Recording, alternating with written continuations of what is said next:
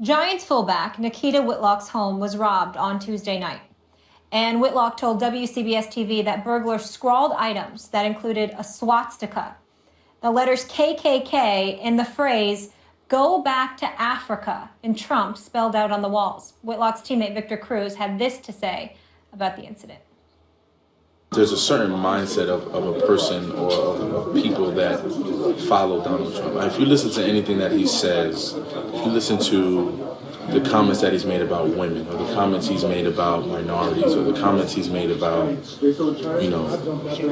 people of that he feels are somewhat of lesser value, they haven't been positive. For someone to vandalize someone's house and write Trump's name or whatever they wrote on the walls is just proving that exact fact that I'm saying, that people that may follow him aren't necessarily the most positive people in our communities. Max, is Victor Cruz right? Yep. Of course he is. Look, I know, forgive me for those who come to sports to escape the real world. I get that. I'm sympathetic to that idea. And as a consumer of sports and sports talk, sometimes when this stuff goes on, as a consumer, I'm like, okay, I just want to escape and talk about the game. But here's the intersection of sports and life and real life, and in this case, politics. Fact of the matter is that Donald Trump was endorsed by the Ku Klux Klan. That's a fact. I'm not making that up. And that there was an appeal to white nationalists. How else can you say these things? And that this is not the first time that that something like this has happened since the election, and some reference to Trump was made, Trump country, Trump's America. And to Donald Trump's credit, he did, in a nationally televised broadcast, at one point say it should stop. That's terrible. But a couple things need to happen. Either he needs to do that every time something like this becomes public information, or if the idea is this is happening so much that he couldn't possibly, then he needs to address that too, doesn't he? I agree with Victor Cruz. I don't disagree with a single word that you just articulated, Max. You're right. But I'm not going to stop there. See, the only issue that I have with what Victor Cruz said is that it implies that this stuff came about because of Trump's rhetoric and his willingness to appeal to that base. I would argue that clearly it existed long before Trump ever decided to run for the presidency, and it certainly was put on display when we had President Barack Obama inaugurated in 2008. We saw an elected official scream, "You lie," very, very disrespectful towards our president. If I remember correctly, that elected official was from South Carolina. We saw and heard our first lady and the first family compared to apes and beyond.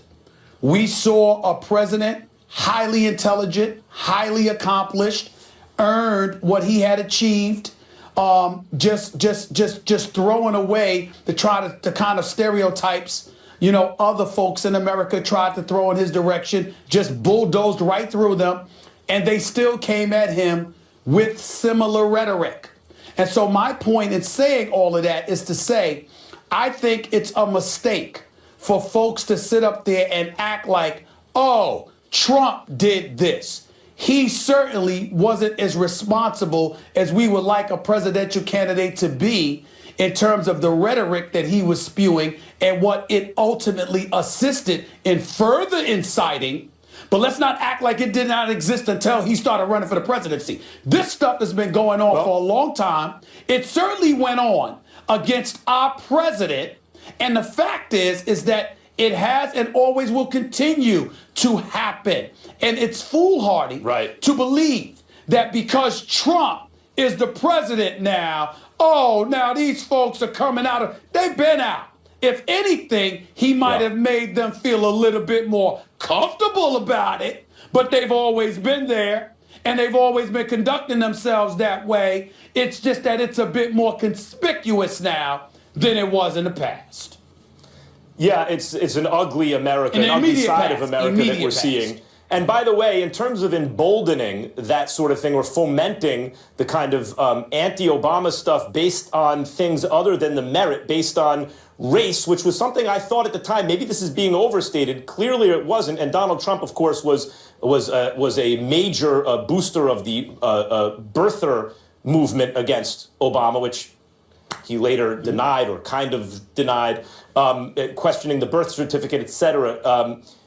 I would say that what we're seeing is there's a term revanchist, which means you want to take back stuff that you lost. And clearly, he's not president yet, by the way, Stephen A. He's president-elect, appealed to that idea with racist white people who seem to want to take back gains made during the civil rights movement, or at least are angry about it, or maybe angry about Obama. I don't know. I don't want this to turn into a political show at the moment. But Victor Cruz pointed something out which is undeniably true, and hopefully the president-elect will continue, as he did the one time, to, in strong language, denounce this kind of behavior from his supporters. Well, how do we know he's a supporter? Because he scrawled Trump after scrawling swastikas. So it's a admitted supporter. And the president-elect should in strong language, let everyone know. Just coming out and giving strong language is not enough. He needs to be more active, not just with his words, but with his actions in denouncing such stuff. Because what the president-elect needs to really, really embrace and to understand that his presidency, doesn't have a snowball's chance in hell of being successful if he doesn't address this matter. Those ignorant, racist few out there very well may not epitomize everybody that voted for Trump. I refuse to believe that 60 plus million people in this country, voted for Trump because they hate black people. I don't want to hear that. There are people that wanted to feed their families. There are people that did it because they didn't care about the social issues. All they cared about was the economics, and they thought change, and that whether we agree with them or not, we can't be as irresponsible as the racist out there. And well, I'm just saying, we can't be, I just talk about how they feel. I'm not debating the economy. That's how they felt. Sure. What I'm saying is that we can't sit up there and be as irresponsible as those hate mongers, as those racists, in saying that anybody who voted for him, they must be like those people. There are a lot of people that don't feel the way those racists feel, and they voted for Trump for a whole different reason. And if we don't respect where they're coming from and be willing to engage in dialogue and debate based on that level, then we're no better than the racist that we're decrying right now. We have a responsibility to be that way. We are better. No, that's not true. We are still better than the racists. But you're right. It is a lowering of kind of decent standards, because many of the voters were also just people susceptible to low quality information. Yep. And I just want to add one more thing. Obviously, at the end of the day, after a long, hard day's work, you go home to try to feel safe. And I feel so sorry for Nikita, how awful that is, that he can no longer feel safe in his own home. And I hope they find these cowards that did this and they're punished appropriately. Tyrod Taylor left his weekly press conference frustrated after taking multiple questions about his poor play. This coming only a couple days after Rex Ryan was non-committal about the future of his quarterback. I finally found company. Mark Schlereth in the house. Good to see you. Thank you for being here with me. Absolutely. I feel bad. You're here all by yourself. But I got Guys you now. are out. Okay. All right. I know. They got other jobs, things to She'll do, be so all I right. won't get Yeah. She'll be all right. She can be okay on this one. Stephen A. Always with the tough love. Yes, I'll be okay. She don't want to travel. She don't want to travel. She don't want to travel. Okay. She don't want to travel. Okay. I can speak for myself, young man. But Max, I want to start with you on this one. Is Tyrod's issue with Rex or with the media? Neither. His issue is with the $20+ million that if they cut him, he don't get. And Tyrod Taylor, I mean, you think about that. It's easy just to get past that because these numbers are so large. They're abstract, of course. You're sitting at home listening to $20+ million. Oh, all these athletes make a lot of money. No, that's life-changing money. He hadn't been paid like that yet.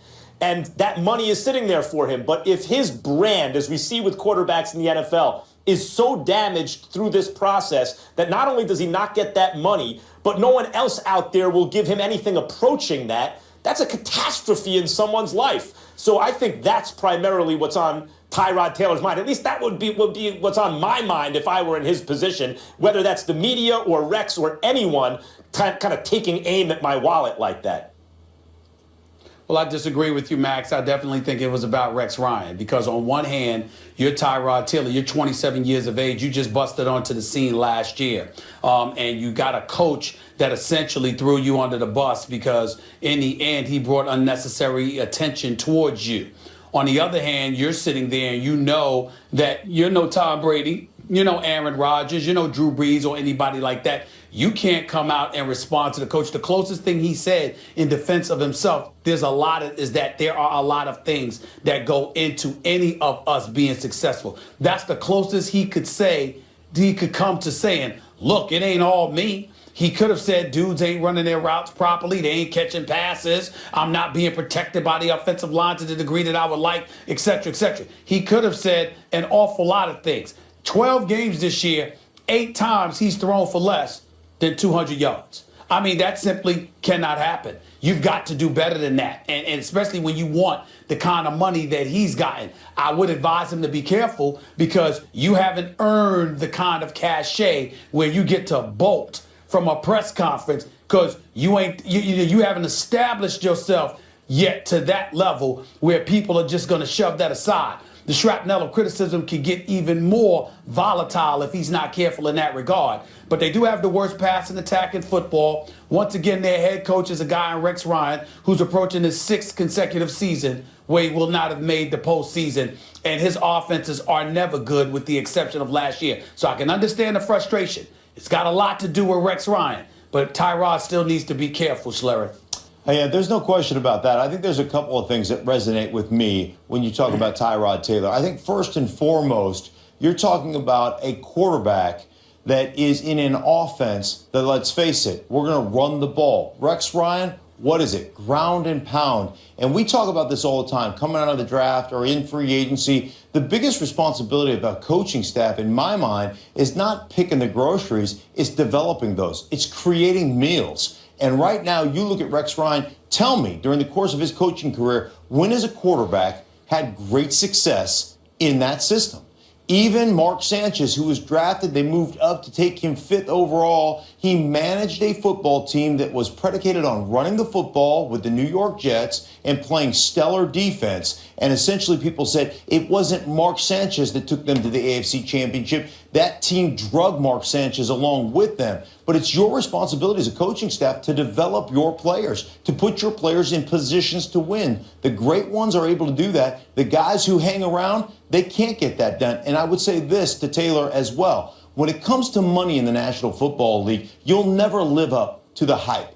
There will always be somebody that's upset with the money that you get. The bottom line, you've got to quit trying to live up to that money. You've got to quit trying to do that, and you just got to go out and be a professional and take care of your business. That's what he has to do. But again, this is a football team. They're the number 1 team in the league as far as running the ball is concerned. That's how Rex Ryan wants it. They want to play great defense. That's what they do. And the bottom line is, again, point to a quarterback, show me somebody that has developed as a great quarterback underneath Rex Ryan during his coaching tenure. Never. It just hasn't happened. So it's not what he does. Yeah, it's not what that offense is. So you can be critical of that kid, but put anybody else in there, and they're going to have the same result because you're never going to give that guy an opportunity to develop and blossom as a quarterback.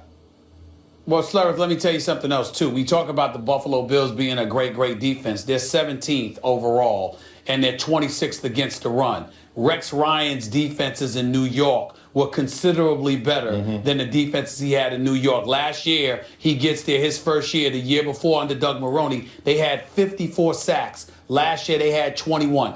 Is it time, Schlereth, that we start looking at Rex Ryan and asking ourselves, we know what he's not on the offensive side of the ball, but on the defensive side of the ball, doesn't he deserve more heat than he has actually received this year? Oh, I don't think there's any question. I mean, you look at that football team, and this, in my mind, was a season of playoffs or bust. And again, I'll look at the offensive side of the ball, and all these coaches, you know, we talk about all these coaches getting opportunities. Most of the coaches that get opportunities to be the next young head coach usually come from the offensive side of the ball, kind of offensive gurus, if you will. They haven't developed a quarterback yet. And until that happens, you're going to put yourself in harm's way as far as retaining your job is concerned. We'll leave it there. In a radio interview this morning, Bills GM Doug Whaley also confirmed that they've made no decision on Tyrod Taylor for 2017. Mark, thank you for the visit You're and welcome. analysis. Always a pleasure to be with you. Thank you. We'll see I'm you sorry on the NFL boys Live leave later you all today. alone. Listen, they got stuff to do. I got understand. it. I'll see them on Monday.